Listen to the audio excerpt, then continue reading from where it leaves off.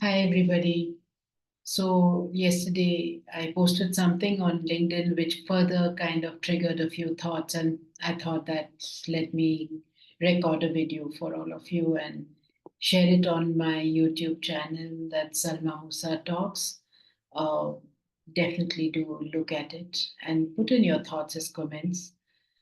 And it was a thought that came out of my last week's conversation with a deep technology startup, and met with the whole core team and understood the whole works of the company. And they're doing some brilliant work. Maybe someday I'll talk about them. But then my thought process and my thinking went continued further to that. And yesterday I had shared a post of creating an environment in within your company for innovations, to innovations to evolve, for innovations to grow and take root. And that further kind of triggered so many thought points in me, and here I am speaking to all of you, right? So one of the first important things, right, and that's how do you create an environment that encourages, motivates, and inspires people to innovate. And when we talk about innovations today, for the sake of clarity, I'm talking of product or the core business solution innovation, right? It is a deep technology solution. It is a hardware related product solution for as innovation. But just quickly, I would like to take a couple of minutes to talk about how innovation can be the culture of the company. It applies in every aspect of business, and that is what is the bigger picture here when we talk about innovation. And not many of us give the importance to this thought process, right? Innovation can happen and must happen in almost every aspect of business. People can innovate in regards to how they get involved with building teams and working with each other. Operations can innovate in regards to how to streamline the deliverables and the workings of the company, which further improves productivity. Founders or business owners can innovate in regards to how they work with their team members, or how they create an engagement with their customers. Every aspect of business requires innovation. And we have seen, and there are so many examples we all have come across, that when we do not innovate is when we become absolute, right? We just kind of disappear. That's the whole core of things. That's the whole core of things. The present scene, the present ecosystem, the present scenario is such that if we do not innovate, we do not exist. So, the most important thing for you as business leaders to remember is that every aspect of your leadership, of your team, of your business, of whichever situation or stage you are in, you could be at ideation stage or you could be at growth stage. It's two very opposite side of things, but then innovate your approach to it. Innovate at how you look at things. Think out of box to keep creating something new. And hence, it goes a long more deeper and much more detailed conversation. But today, I'm going to talk about creating an environment for your team members if you are a technology driven business or a startup. Creating an environment, a safe space for your team members, for yourself as founding team, to be more encouraged, inspired, and to be in a space to innovate.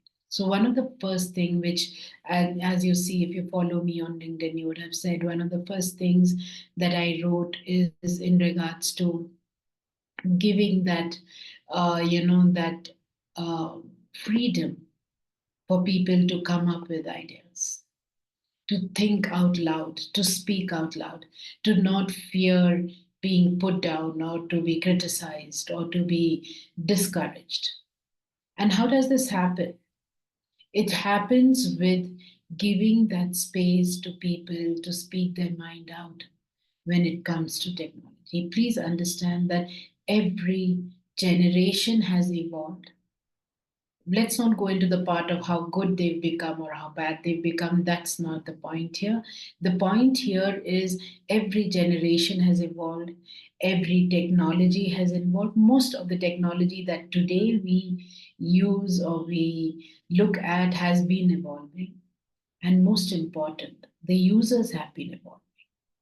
And it all happens when you bring different people onto a space and you let them encourage them to speak their mind out when it comes to technology, when it comes to the offering, it comes to your product, and not criticizing. It might be the silliest suggestion, it could be the worst thing that somebody's saying, but it's today that they bring that worst idea out. Maybe tomorrow is the same person could be bringing the most, the most exciting new change that's going to come into your product, and it could come from the same person.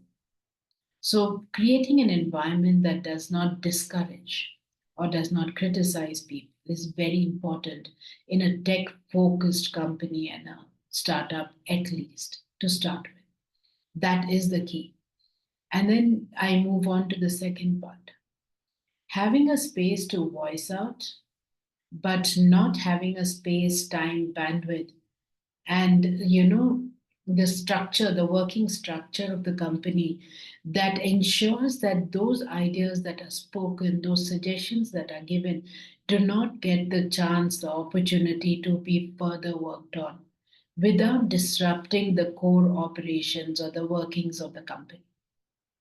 That's the second part of it, because then you're going to have a bunch of people speaking some great, not so great ideas and things, and then just doesn't take off or doesn't go anywhere. So creating a schedule, a kind of a process in the company which enables people to start putting their thoughts, their words into action, even if it requires that they release, they start working on various ideas that they've been working. They give that there is the space for tinkering, for, for making things in the craziest manner, right? And that is the second most important thing. Having the physical space, the actual calendar blocks or schedules in a week where people with innovative ideas within your company are able to create what their thoughts were and to see for themselves that did it make sense, or to further build on it, and all this without disrupting the actual workings of the company, the actual product development or the core operations of your company. So, do you have a times allocated for your team members to play with the tools, to tinker, to just come out with this crazy new idea, or not so crazy new idea, but something that's going to make it even more, better for your users? The third thing that I would like to speak about is having this culture, the culture of making users of your products as the centric of thought, the center of everything. Your team helps to further innovate your offerings or come up with new products, not because they love doing it or they love using it, but also because your end users, your customers, the people who will cut the check for your offering will be excited, will become your advocates, will become your ambassadors, will further push your product to their connections and their circles, are the people you are innovating for. So when you recruit, you build your teams, you build your culture of the company, make your culture centric towards your end users. How does this happen? How do you do that? You do that by having more further internal conversations about how the customers graded. It happens with taking feedback from customers, genuine experience, not a feedback form. Very often, We get to hear this when we ask, when I ask my clients, or when me, my colleague, we all ask our clients to get feedback. We say we have a preset feedback form about the customer experience, right? It's not the form, it's not what you want them to say, it's about what they want to say about your product. So, having an open, candid experience sharing process for customers, using those experience and improvising within your company, giving your team members the power, the ability to engage with your customers to understand their pain points and further developing it. In basic, creating a culture that talks more about what the users want and not just what we as team people love or want. And the last but the most important thing, especially in the Indian culture, in the Indian society, we all have been brought up with this thing of failing as a taboo. Yes, I remember, from my childhood to your childhood, we've all had that we need to get the best marks. We shouldn't be the failures. We shouldn't fail in anything that we do. We're going to change that as business owners and startup founders. Giving a space, a safe space for your team members, for your innovators, for your creators to slip a little, to fall, to get up, to dust, and to keep going, to learn from their slips, to confidently fail, accept the failure, adopt the lessons, and further innovate. You know, there is this huge saying, right? If you are able to do one thing successfully, that's because you have done 100 other times, unsuccessfully. You failed at it 100 times, that you finally succeeded at it. So let those 100 failures come. Let those multiple experiences add lessons to your team, make them better. A team should not fear experimenting because they think that they would fail and let down their managers or the seniors or the reporting officers, or let down their companies or losses. Creating a system within your company that has allocated budgets for giving team to opportunity to explore and to keep working on their ideas, innovating in their ideas is the key. And these things should be preset, pre-moduled, and pre-incepted into the system. Especially, and I enforce this, especially in tech-focused businesses.